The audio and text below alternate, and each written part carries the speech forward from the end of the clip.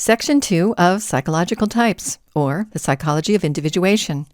Psychological Types, or the Psychology of Individuation by Carl Gustav Jung, translated by Helton Godwin Baines. Section 2, Introduction. Quote, Plato and Aristotle. These are not merely two systems. They are also types of two distinct human natures, which from immemorial time, under every sort of cloak, stand more or less inimicably opposed. But preeminently the whole medieval period was riven by this conflict, persisting even to the present day. Moreover, this battle is the most essential content of the history of the Christian Church. Though under different names, always and essentially it is of Plato and Aristotle that we speak. Enthusiastic, mystical, Platonic natures reveal Christian ideas and their corresponding symbols from the bottomless depths of their souls. Practical, ordering, Aristotelian natures build up from these ideas and symbols a solid system, a dogma, and a cult. The Church eventually embraces both natures, one of them sheltering among the clergy, while the other finds refuge in monasticism, yet both incessantly at feud. End quote. H. Heine, Deutschland, Chapter 1. In my practical medical work with nervous patients, I have long been struck by the fact that among the many individual differences in human psychology, there exist also typical distinctions. Two types essentially became clear to me, which I have termed the introversion and the extraversion types. When we reflect upon human history, we see how the destinies of one individual are conditioned more by the objects of his interest, while in another they are conditioned more by his inner self, by his subject. Since, therefore, we all swerve rather towards one side than the other, we are naturally disposed to understand everything in the sense of our own type. I mention this circumstance at this point to prevent possible subsequent misunderstandings. As may well be understood, this basic condition considerably aggravates the difficulty of a general description of the types.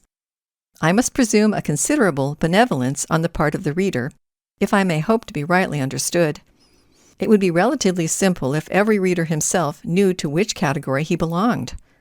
But it is often a difficult matter to discover to which type an individual belongs, especially when one's self is in question. Judgment in relation to one's own personality is indeed always extraordinarily clouded. This subjective clouding of judgment is, therefore, a frequent if not constant factor, for in every pronounced type there exists a special tendency towards compensation for the one-sidedness of his type, a tendency which is biologically expedient, since it is a constant effort to maintain psychic equilibrium. Through compensation, there arise secondary characters, or types, which present a picture that is extraordinarily hard to decipher, so difficult indeed that one is even inclined to deny the existence of types in general and to believe only in individual differences. I must emphasize this difficulty in order to justify a certain peculiarity in my later presentation. For it might seem as though a simpler way would be to describe two concrete cases and to lay their dissections one beside the other. But every individual possesses both mechanisms, extraversion as well as introversion, and only the relative predominance of the one or the other determines the type. Hence, in order to bring out the necessary relief in the picture, one would have to retouch it rather vigorously, which would certainly amount to a more or less pious fraud. Moreover, the psychological reaction of a human being is such a complicated matter that my descriptive ability would indeed hardly suffice to give an absolutely correct picture of it. From sheer necessity, therefore, I must confine myself to a presentation of principles which I have abstracted from an abundance of observed facts. In this there is no question of deductio a priori, as it might well appear. It is rather a deductive presentation of empirically gained understanding.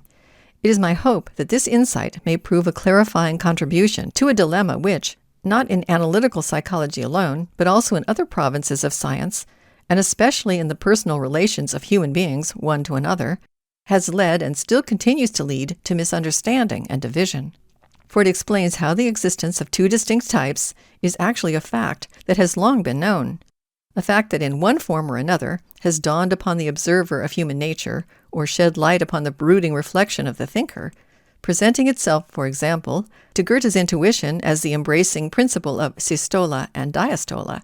The names and forms in which the mechanism of introversion and extroversion has been conceived are extremely diverse, and are, as a rule, adapted only to the standpoint of the individual observer.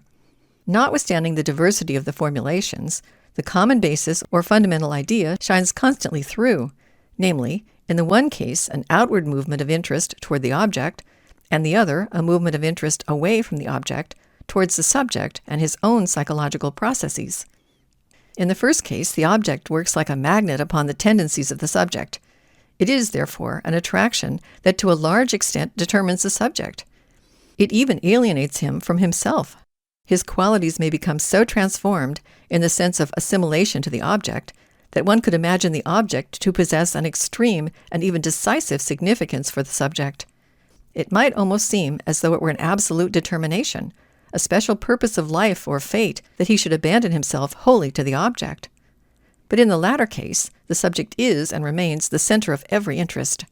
It looks, one might say, as though all the life energy were ultimately seeking the subject, thus offering a constant hindrance to any overpowering influence on the part of the object. It is as though energy were flowing away from the object, as if the subject were a magnet which would draw the object to itself. It is not easy to characterize this contrasting relationship to the object in a way that is lucid and intelligible.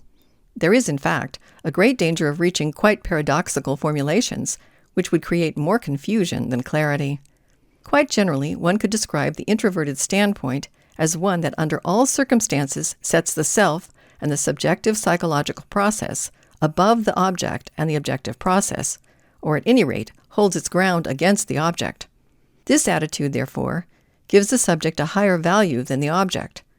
As a result, the object always possesses a lower value. It has secondary importance.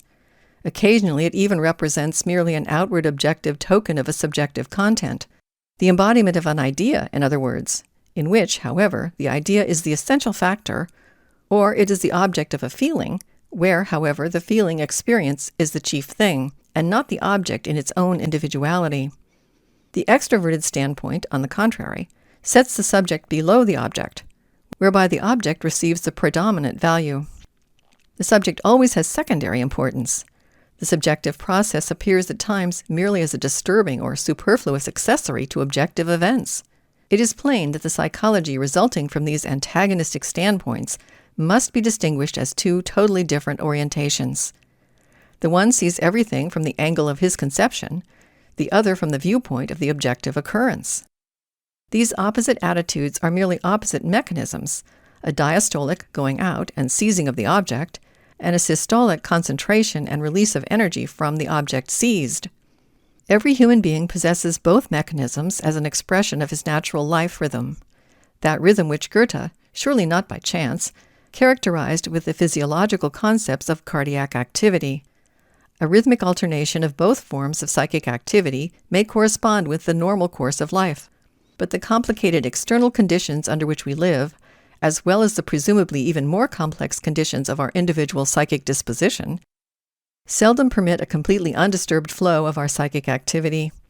Outer circumstances and inner disposition frequently favor the one mechanism and restrict or hinder the other, whereby a predominance of one mechanism naturally arises.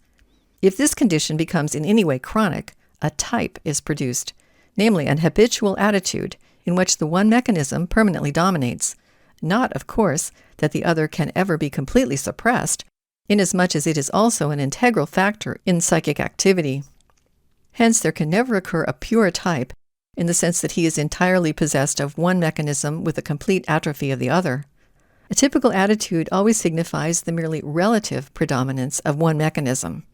With the substantiation of introversion and extraversion, an opportunity at once offered itself for the differentiation of two extensive groups of psychological individuals. But this grouping is of such a superficial and inclusive nature that it permits no more than a rather general discrimination. A more exact investigation of those individual psychologies which fall into either group at once yields great differences between individuals who nonetheless belong to the same group. If, therefore, we wish to determine wherein lie the differences of individuals belonging to a definite group, we must make a further step.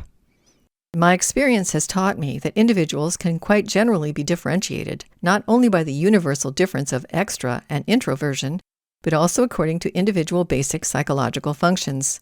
For in the same measure as outer circumstances and inner disposition, respectively, promote a predominance of extraversion or introversion, They also favor the predominance of one definite basic function in the individual.